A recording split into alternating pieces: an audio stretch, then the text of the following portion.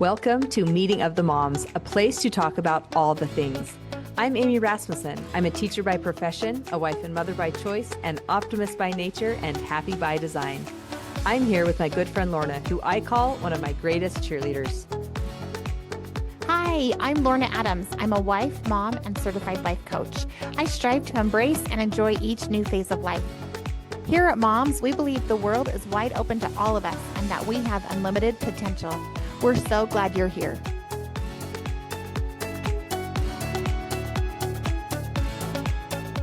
We've chosen to make motherhood our life's work, but in the early days, we realized we were missing some of the joy available to us in this work, and we're craving opportunities for personal growth. Traditional resources were limited in our small town, so we decided to create joy and our own opportunities for growth. With that, Moms was born. We have been meeting together weekly since 2015, and now we invite you to join us. Today, we are going to share with you the memories we have of beginning moms. So come with us back to 2015 when we had little children, and I think I had a baby. I think you did. Yeah. Did you have teens yet? Nope, I don't think I had teens yet. All right. My youngest was 5 or 6, and my oldest would have been 12. So no teenagers. So that's where you're coming with us. And we are just going to share with you what we remember about why we started Moms at All. So Amy, what was your first recollection of this conversation of how we wanted to start something? So I think we were at your other house. So not here, but at a different house.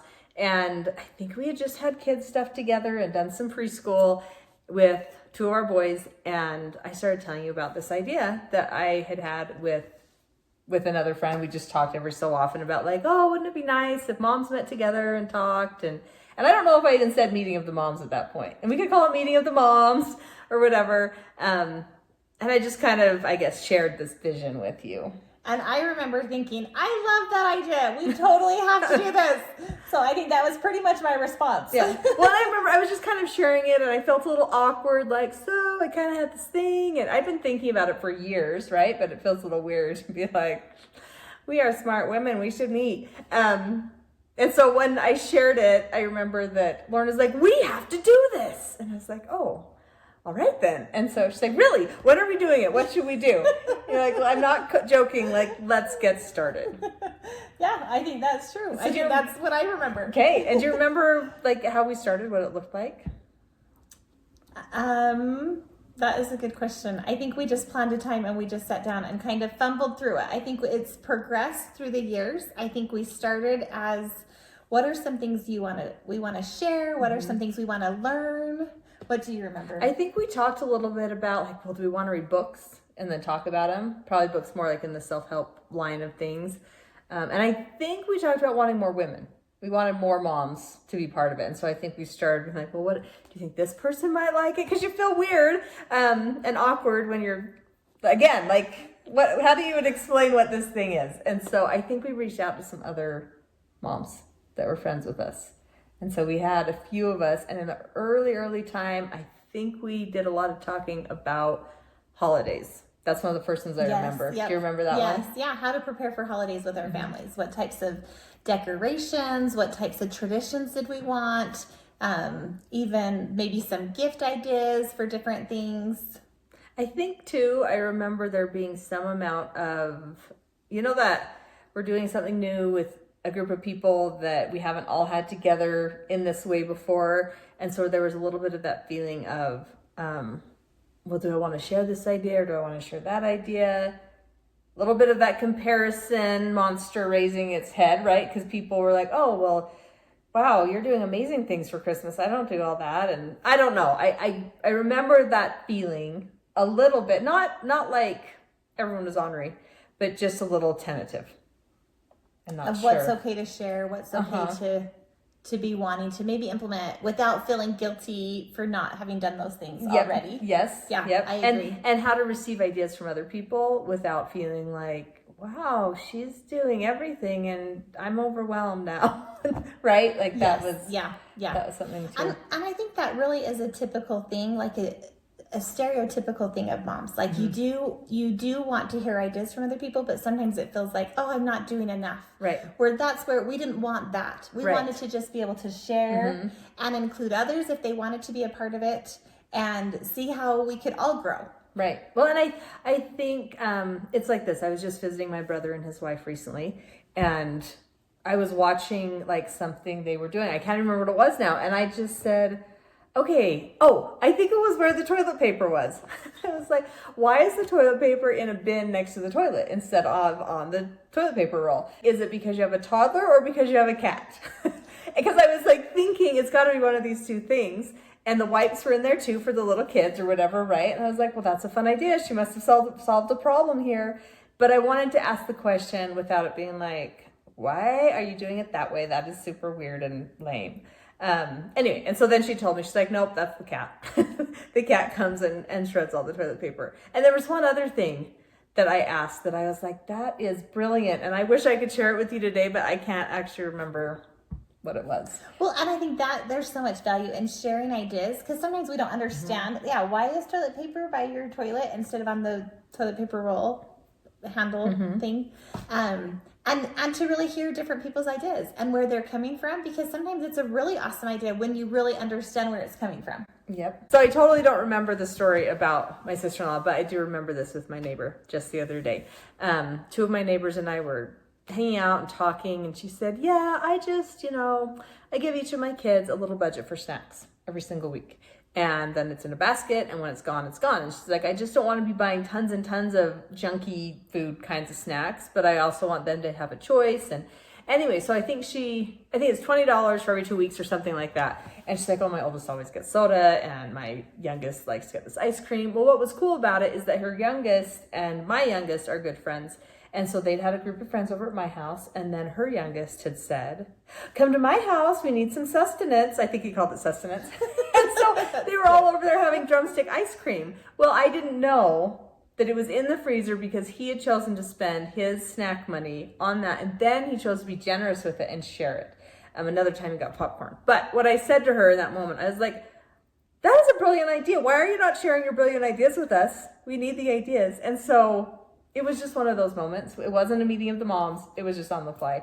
But those are the kinds of moments we wanted to have more of so that we could troubleshoot and problem solve and share what we're trying and what works and what doesn't. Totally. So. And then feel like we're improving, that we're making some progress. We're learning things and want to do things better. And this is how. These are some ideas. And maybe we can run with different ideas. Maybe it just helps trigger our own ideas and we can implement those. Yep. It's like a mastermind meeting. Yeah, right? for moms. Totally. Yep, it is. It is. Okay, so we started with that big group. And obviously, there's just two of us here with you today. So what do you remember about the progress of how we got to where we are now? So we invited, and we did do quite maybe around a yearish of a bigger group. And then just little by little, people weren't as interested, just with what things they were involved in, things that were interesting to them. It wasn't as appealing. And so the group just got smaller and smaller.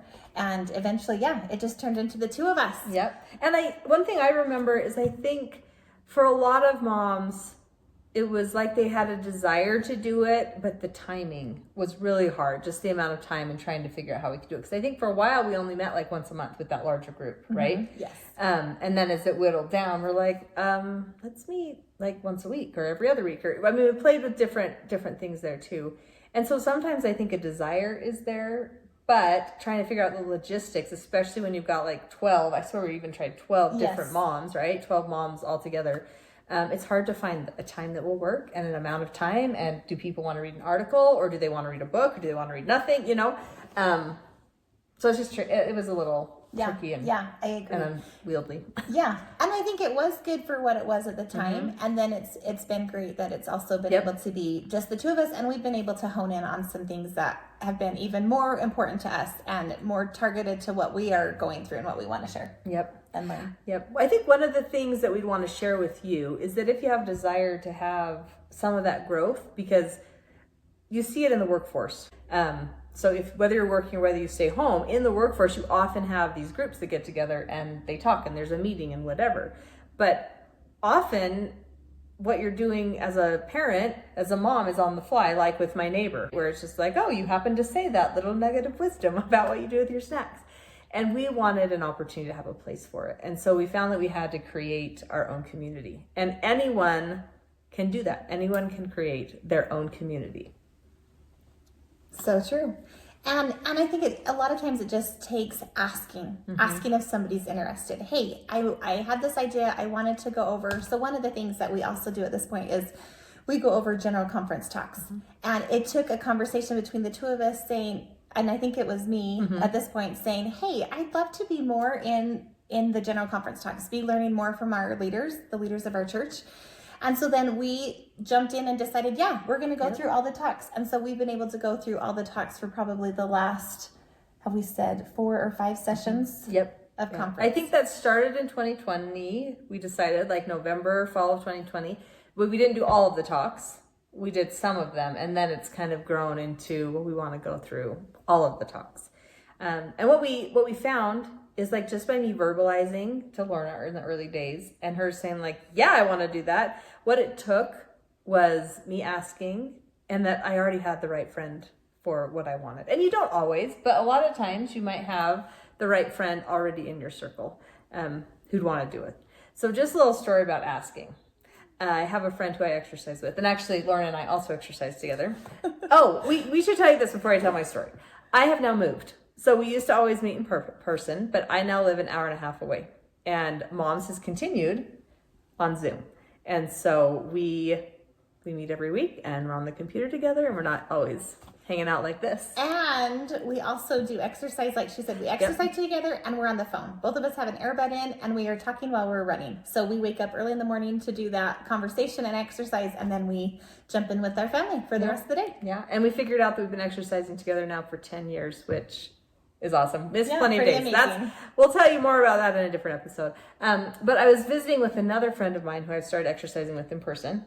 And she and I do 3 days together, and Lorna and I do 2 days together. And so she was telling me, I really would like to find someone for the other 2 days because I'm liking that this is working. It's hard for me to get out by myself. And we go early. And so it's dark and it's cold.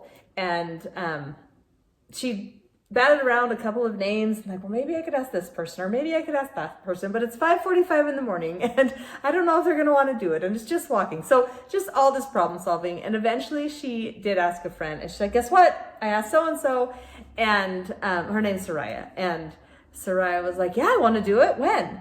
And so Renee said, well, it's early. It's at 5:45, right? Hesitant, thinking like there's no way she's going to say yes to this. And Soraya's like, I'm in.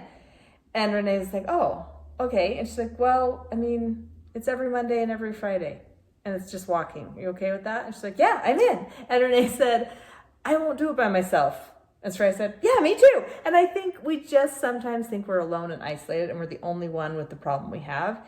And what creating your own community does and what just asking does is it helps you find someone. Now you've exercised with multiple people. Has it worked for 10 years with everyone else, or have you had a variety of responses to your asking? Yes, and that's exactly it. I've had a variety. I have had, the ones that have lasted the longest are the people that were on my same page that wanted it. So I did go to the gym for a couple years with a friend who was a gym rat, maybe you could call her. She knew all about it. And I was newer, so I asked her, will you help me? Will you help me learn how to use all the equipment at the gym and be able to do weight training? And she was happy to do it. And we did that for probably 2 years. And then our schedules shifted. And so we weren't able to meet anymore.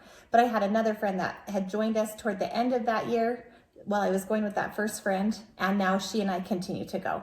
So it really is asking, though. I think that is a big part, is you have to ask someone and see if they're interested and if they care.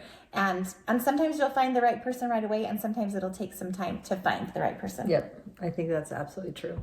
So some things that you might want to try as you head out on today's journey is you might just think about that thing that you're like, I've wanted to do this and I've wanted to do it for years, but for whatever reason, you're not getting yourself out there to do it. That's normal. It happens. Maybe it's just a little more fun with someone, or maybe you just need a commitment with someone else. We encourage you to just think of something like that and think of a way that you could reach out. And it doesn't even have to be someone who lives right by you. That's what's been so awesome. With COVID, it really helped us realize how much we could still be doing, even though we weren't in person. And so then here we are still week in and week out where we're hanging out. Even though it's virtually, we're still hanging out. And it's been awesome to continue to learn and grow. Right. And don't be afraid to let it change and morph, because we are not doing exactly what we were doing at the very beginning. We almost never talk about holidays now. Every so often, maybe, but there's a lot of other things. And it's not just about being a mom. It's a lot about personal development.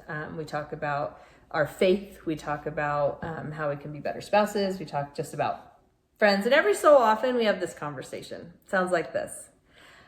So I am really glad that we've been doing moms. And I want to keep doing it. It's important to me. And I know we're trying to figure out scheduling right now, and it's a little sticky, but I don't want this to go away.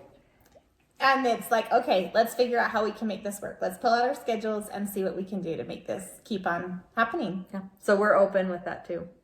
I think that's all we have for you today. Do you have anything else, Lorna? I was just going to add, so we did talk a little bit about books. Like even now we've done books. Mm-hmm. We'll read through books and go through them maybe chapter by chapter or halfway through. But we've been able to use this as a great platform for learning and for growing and sharing with each other. And so we're just excited to have you join us as we continue learning and growing, and hope you enjoy our journey with us.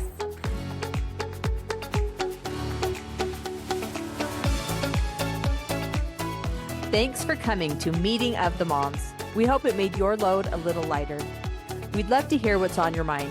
Send your celebrations, takeaways, and suggestions for future topics to momswithamyandlorna@gmail.com.